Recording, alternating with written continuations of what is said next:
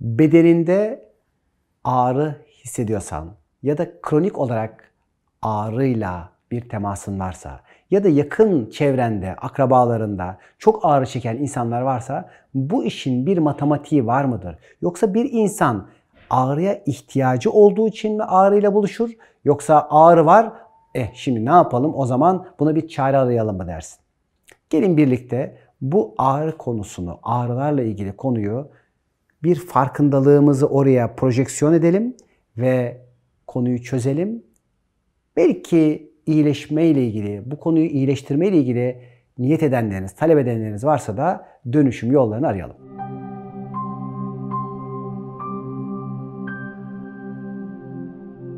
Öncelikle arkadaşlar, ağrının tabii ki nerede, bedenin hangi bölgesinde olduğu önemli. Fakat genel olarak ağrı dediğimizde öncelikle akla suçlamalar gelecek.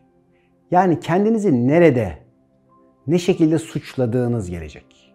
Örneğin geçmişteki aldığınız yüklerden dolayı bir suçlama varsa bu sırtta bir ağrı olarak ya da hayat içinde herhangi bir konu karşısında eğilip çökme, esneyebilme veya esneyememe ya da katılıkla ilgili bir şey varsa örneğin diz ağrıları.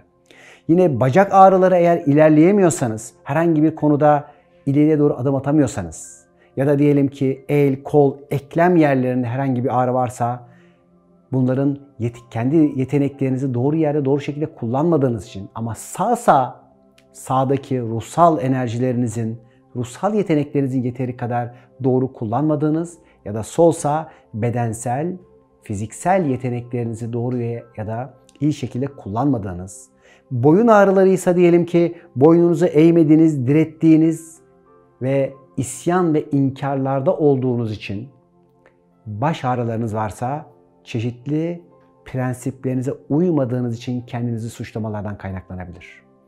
Öncelikle o zaman suçlamayla ilgili konunun bakın bir sürü teferruatlarına girdik. Bir sürü çeşitleri var. Tamam da neden kendini suçluyorsun? Şimdi o zaman burayı açalım ki bu suçlama ihtiyacından kurtulana kadar bu ağrılar ile belki de ilgilenmek ya da bu yansımayı seyretmek durumunda kalabiliyor kişi. Eğer bir insan kendini suçluyorsa bilelim ki öncelikle kendini yargılıyor.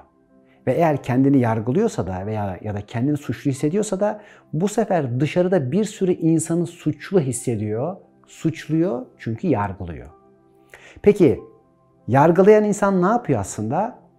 Bir açısı, bir yönü var ve o yönden bakıyor ve diğer açıları görmüyor demektir.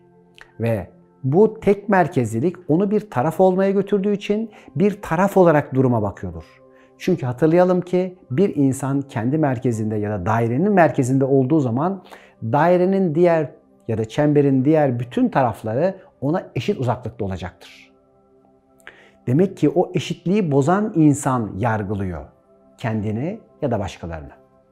Öyleyse ne kadar biz kendi merkezimizde ya da geçmişten ya da gelecekten ya da önde ya da arkada olmaktan herhangi bir fikre, herhangi bir duruma ki bu ahlaksal, töresel, inançsal herhangi bir şey olabilir ki kendini yargılayıp kendini suçladığı için hayatına ağrıları davet ediyordu şu ana kadar. Tamam da şimdi kişi şunu diyecek ama ben burada bir hata yaptım. Ben burada bir günah işledim. Ben burada bir yanlış yaptım. Evet, bunları yapmış olabilirsin. Fakat bunları henüz düzeltecek hale, iyileştirecek hale ya da bu durumların senin için faydalı olduğunu idrak edecek hale gelmediğin için yargılama ve suçlamaya devam ediyordun. Öyleyse bu hata dediğin şeyi düzeltmeyle, iyileştirmeyle ilgili herhangi bir çaba sarf etmediğin ya da oradaki karanlıktaki olan bölüme ışık tutmadığın için suçlama ve akabinde de ağrı devam ediyor. Öyleyse o suçlama yaptığın alan neyse öncelikle kendini affet. Eğer bu başkasıysa o başkasını suçladığın için o kişiyle git helalleş ve bunlarla ilgili bir sürü YouTube'da biliyorsunuz ya da ünalgüner.com'da meditasyon, helalleşmelerle ilgili, anneyle ilgili, babayla ilgili bir sürü videolar hazırladık sizler için. Yani yeter ki bir kişi bir konuyu çözmek istesin, iyileştirmek istesin. Bununla ilgili her zaman emin olun ki yardım var. Her zaman için hayatın, kainatın cevabı var.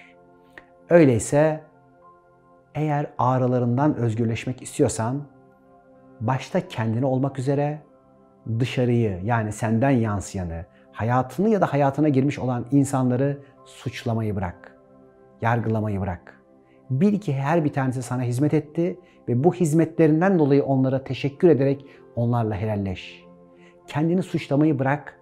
Çünkü sen zaten bugüne kadar belki bazen yürümeyi öğrenmek için, belki daha iyi yapabilmek için, belki o alanla çeşitli tecrübe ve birikimler elde edip daha gelişmiş, daha tekamül etmiş bir duruma gelmek için bunları yaptın.